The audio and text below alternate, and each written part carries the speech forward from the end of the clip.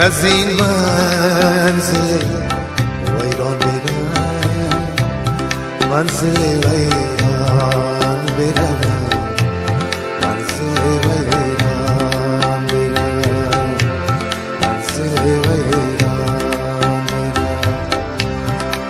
راحت جان طلبم از پی جانان برم، و از پی جانان برم، و از پی جانان برم، و از پی جانان برم.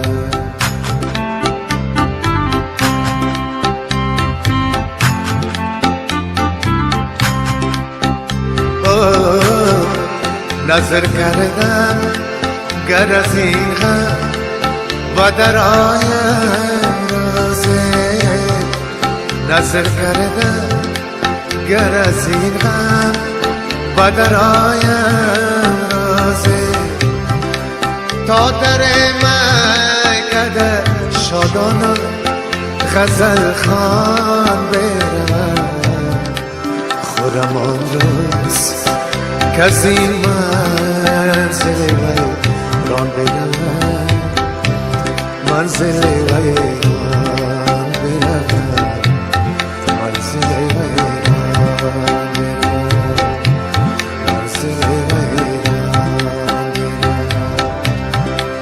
راحت جان طلبم از پی جانان برم، و از پی جانان برم، و از پی جانان برم، و از پی جانان برم.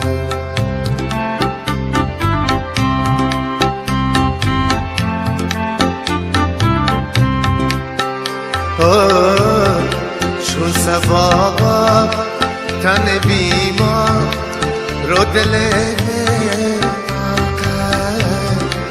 چون صبا تن بیمار رو دل ناکر، و هواداری آن سرو خرامان برم، خودم آن روز کز این منزل ویران برم، منزل ویران برم، منزل ویران برم، منزل ویران برم. راحت جان طلبم از پی جانان برم، و از پی جانان برم، و از پی جانان برم، و از پی جانان برم.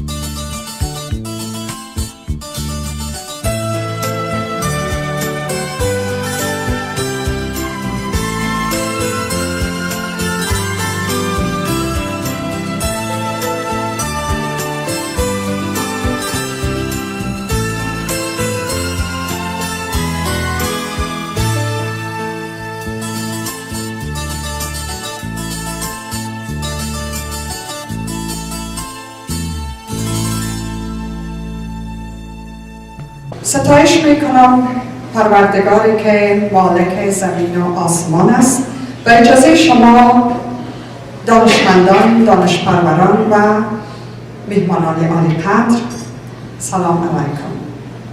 تشریف آوری هر یک شما را به این محفل علمی که کمتر در جامعه ما رایج دارد خیر مقدم گفته و خب برنامه را با تلاوت از کلام الله مجید که توسط بانوی منور نجیبه ناصری قرائت می‌گردد آغازگر می‌شویم. بسم الله الرحمن الرحیم. سلام به همه شما میگویم. من ریسرچ اسیستنت دکتر صاحب بودم. پیش از اینکه سر کتاب گپ بزنم اول میخوایم تشکری کنم از دکتر صاحب که این موقع را بر من دادن و شما بسیار ممنون هستم. و دوم میخواستم که تشکری کنم از فامیلیم، تشکر بسیار زیاد از مادر و پدرم و خواهرام که مرا تشویق کردند که سر زمین کتاب کار کنم. امی کتاب Islamic Culture یک کتاب است هم بر مسلمانان و غیر مسلمانان و یک کتاب است که دکتر صاحب نوشته کردند واقعا بسیار آموزنده است راجع به مسائل کلچر اسلام. چون کتاب دکتر صاحب آموزنده است بخشش میخوایم که یک کم به انگلیسی صحبت کنم که جوانان خوبتر بفهمند. Hello friends and family, I was Dr. Jonas's research assistant for approximately a year and a half while we worked on this book, and I'd like to take a few moments to describe the book in greater detail. Today, the world of Islam is one of the most sophisticated communities in the world, with almost 1.7 billion adherents worldwide comprising 1/5 of the world's population. Coexistence is necessary, and a lack of knowledge coupled with misrepresentation in the media has inspired Dr. Jonas to provide a study of Islamic cultural anthropology to better understand the anthropological identity of Muslims. This book is written for both Muslims and non-Muslims alike to give a better understanding of Islamic culture, which in turn we hope will demonstrate that those images you see of Muslim terrorism in the media is part of a long-standing historical legacy of colonialism and not the legacy of Islamic law or Islamic culture. This book delves into the complex field of study which strives to define and answer the question of what is Islamic culture. In most societies, we are familiar with culture as the customs that are inherited from generation to generation. However, what this book aims to exhibit is that in Islam, the founder of Islamic culture, the Prophet Muhammad, formulated a separate culture for his followers. He did not inherit the Islamic culture from his ancestors, no. Rather, he formulated his culture based upon the revelations that he received from God. His tradition, which is called the Sunnah, established a complete way of life that encompasses not only daily rituals, but also the principles of life that make humanity grow to the highest level possible. Islamic culture stands on the basis of intelligence, belief, and action. It is through his or her intelligence that one formulates his or her belief system. In order to understand Islamic culture, one has to refer to the Quran and the traditions of the Prophet. It is important to note that the Quran is guidance for humanity and that the traditions of the Prophet, in this case, is the culture giver. For example, the Quran clearly states that Muslims must perform ritual prayers, but the how, in what form, at what time, and in what condition those prayers must be performed comes from the hadiths. In other words, one does not know Islamic culture if one does not know the hadiths of the Prophet or doesn't know the Quran. On a personal note, what I discovered through this educational journey is that as Muslims, we are incredibly blessed because the dilemmas of this world are significantly reduced because we have rules and guidance that have been ordained for us to live our lives to the fullest. These rules are laid down explicitly from the organization of a society to the individual behaviors of its members. Every minute detail, from marriage and inheritance to wills and death, has been ordained for us. Previously, if I had a dilemma that I could not resolve, on any range of topics, from how to deal with a difficult coworker to communicating within a relationship, My first course of action was always to pick up a self-help book or go online and Google what Oprah would say about the topic.